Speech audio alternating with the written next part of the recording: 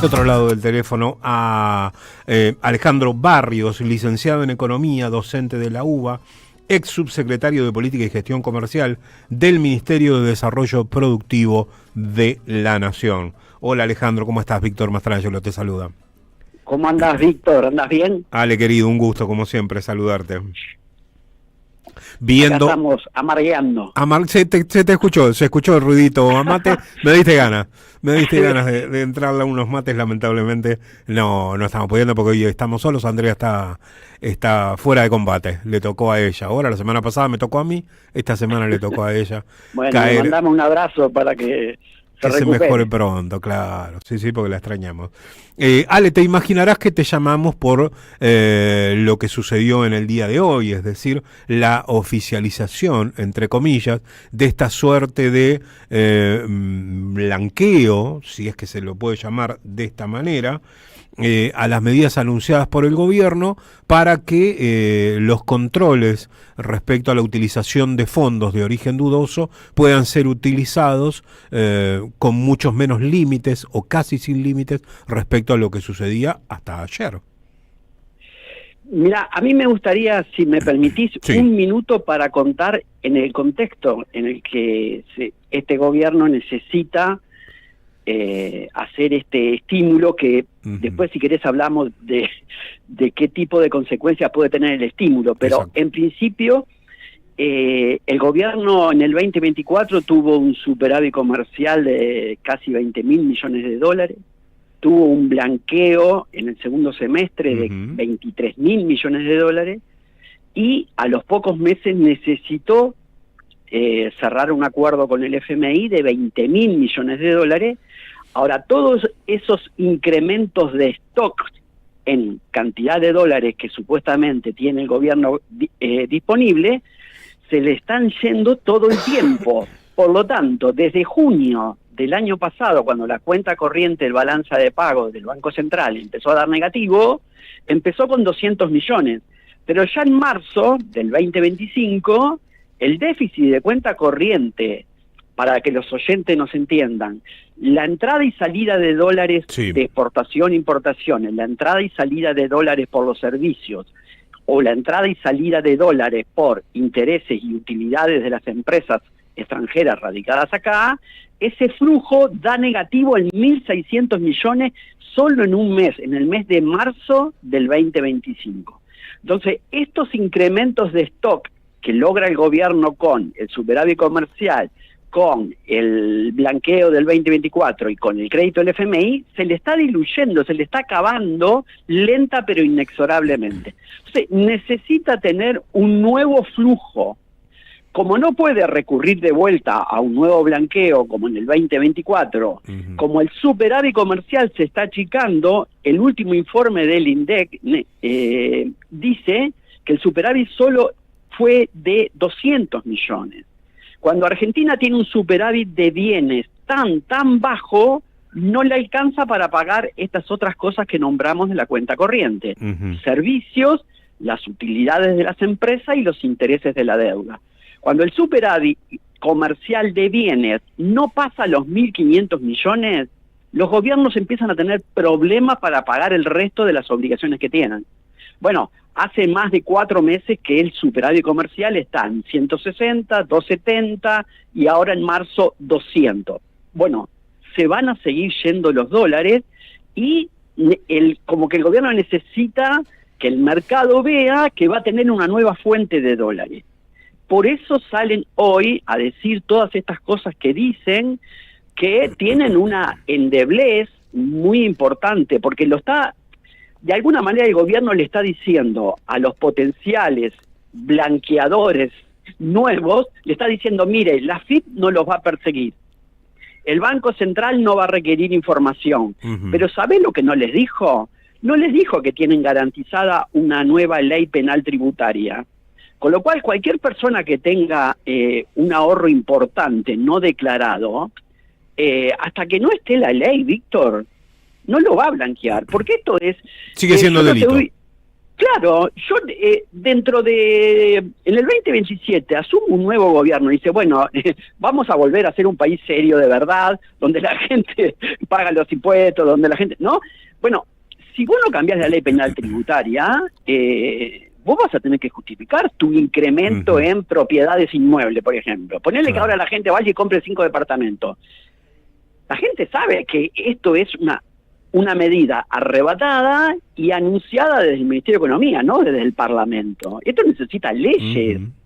O sea, cualquier contador le diría a una persona que tiene fondos no declarados, digamos no declarados, por no decir de origen dudoso o ilegal, quédate quieto ahí porque que Arca flexibilice los controles no quiere decir que esto deje de ser un delito. Claro, porque esa plata, si bien tiene como mayor facilidad para blanquearse en términos de Arca y en términos del Banco Central, no pasa a ser legal. Porque no hay un cambio de la ley. Hasta que el presidente no mande el decreto y hasta que no se presente un proyecto de ley que cambie la ley penal tributaria, yo si soy contador de una persona que tiene importante masa de ahorros en negro, lo que le voy a decir es, che, mirá, se pueden hacer ciertas cosas, pero eso no quita que mañana alguien te denuncia que vos tenías 2 casas y ahora tenés 30. Bueno, vas a tener que justificar por qué tenés 30, ¿eh? Exacto. Bueno, pero y lo además otro... hay otra cosa, Víctor. Si vos tenés una mercancía escasa, vos la tenés guardada en tu casa y es escasa, vos ves que todo el mundo la quiere, pero nadie la tiene. Y esa mercancía, en este contexto, está más barata que lo que estaba en el 1 a 1, o sea, el tipo de cambio real hoy es más bajo que en el año 97, ¿por qué la vas a vender ahora? ¿Por qué no vas a esperar que esté un poco más cara esa mercancía tan escasa que es el dólar? Exacto. Más cuando entonces, ni siquiera zafás de que sea delito, porque quizás en otro marco, si se modificara la ley penal, la justificación puede decir, bueno, es la oportunidad que tengo de blanquear esto, porque si no después voy en cana.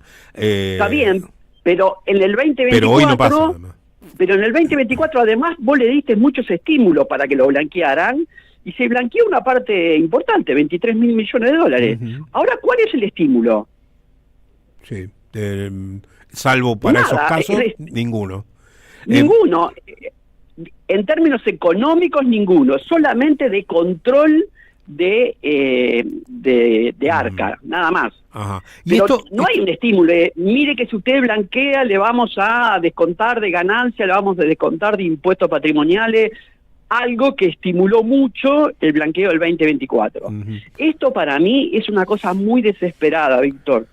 Es muy desesperada porque ven que el flujo de dólares, las reservas, se siguen yendo, y lo de marzo, ahora vienen los datos de abril, van a salir, pero ya los de marzo fueron 1.600 millones abajo la cuenta de mercado cambiario del Banco Central, datos oficiales.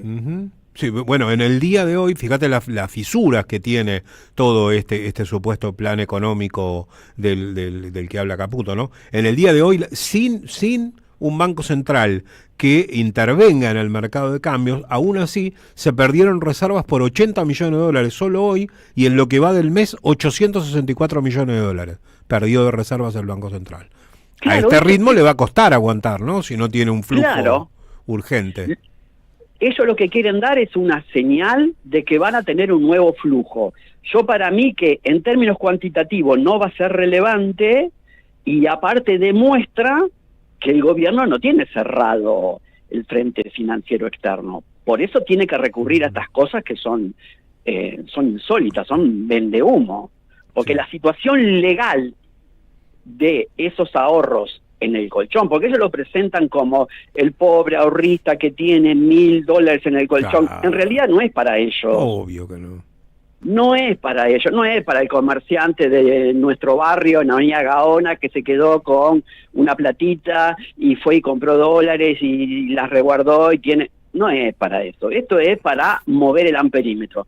El ahorro de las pequeños y medianos comercios no es lo que mueve el amperímetro. Ellos están apuntando, como vos decías al inicio, a la gente que tiene ahorros importantes, ¿no? Pero esa gente va a estar asesorada muy bien por sus equipos de abogados y contadores, y yo no creo que esto sea el blanqueo del 2024, pero ni por las tapas.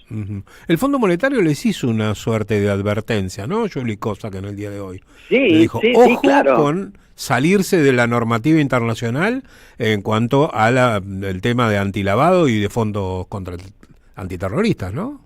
Claro.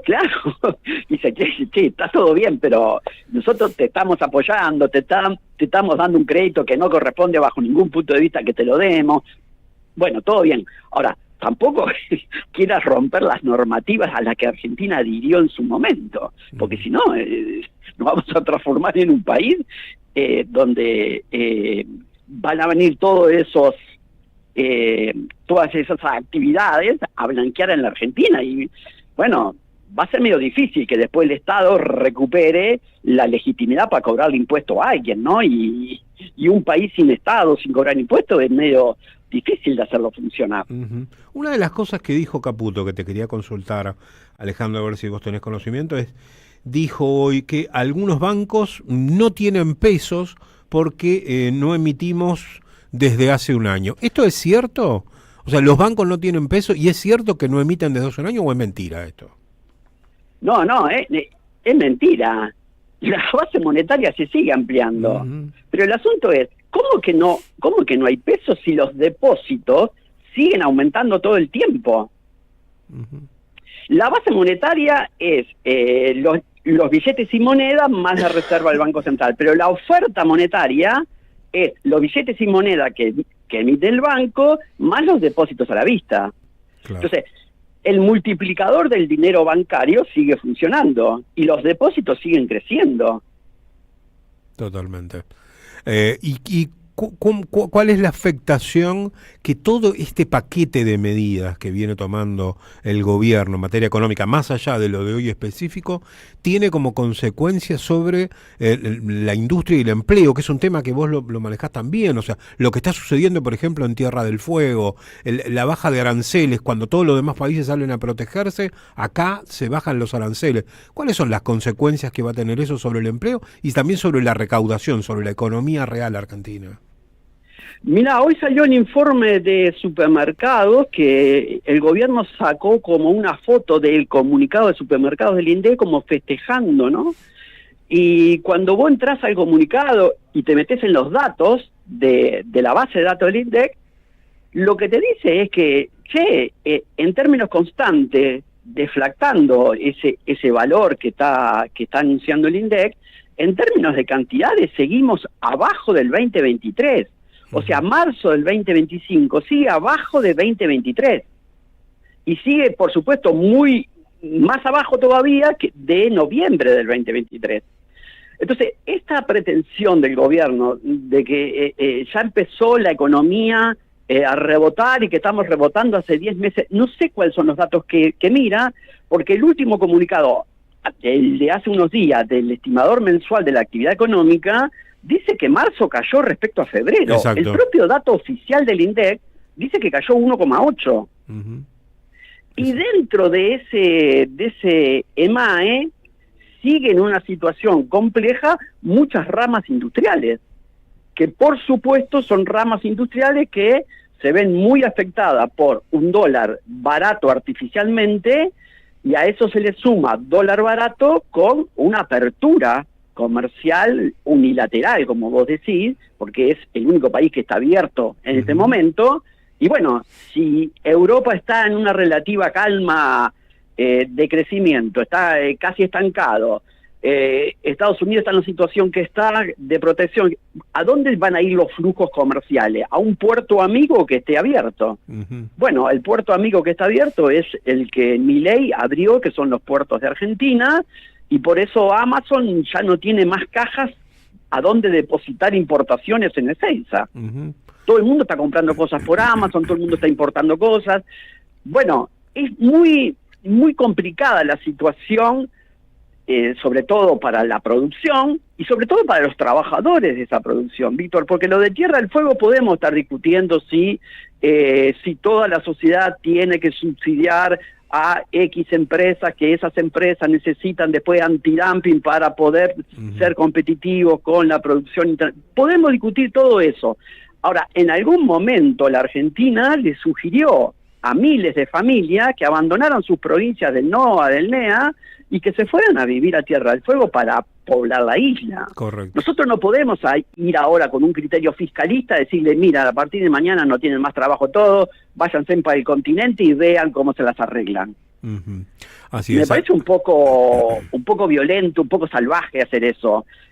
Que la isla necesita tal vez una nueva reconversión productiva, bueno, puede ser. Ahora, hagamos las cosas queriéndonos un poco más entre nosotros. Vayamos a la isla, hagamos el plan de presentarle a los que viven en la isla la situación, y bueno, ¿y cómo es que vamos a salir de esa encerrona que supuestamente es una encerrona? Para los que están de acuerdo con modificar el régimen. Yo estoy de acuerdo con modificar el régimen, pero no de la manera que lo están haciendo, y que sea un proceso en el que los propios ciudadanos que viven en la isla participen activamente. No yo desde Buenos Aires, desde una oficina, digo, a partir de mañana se termina el régimen. Todos al agua. Así es. Claro. Alejandro, muchísimas gracias por esta comunicación. Por favor, a las órdenes, Víctor. Un abrazo grande. Era Alejandro Barrios, licenciado en Economía, docente de la UBA y es subsecretario de Política y Gestión Comercial del Ministerio de Desarrollo Productivo de la Nación, en comunicación con La Vuelta Completa. Estás escuchando La Vuelta Completa. Deja tu mensaje en nuestra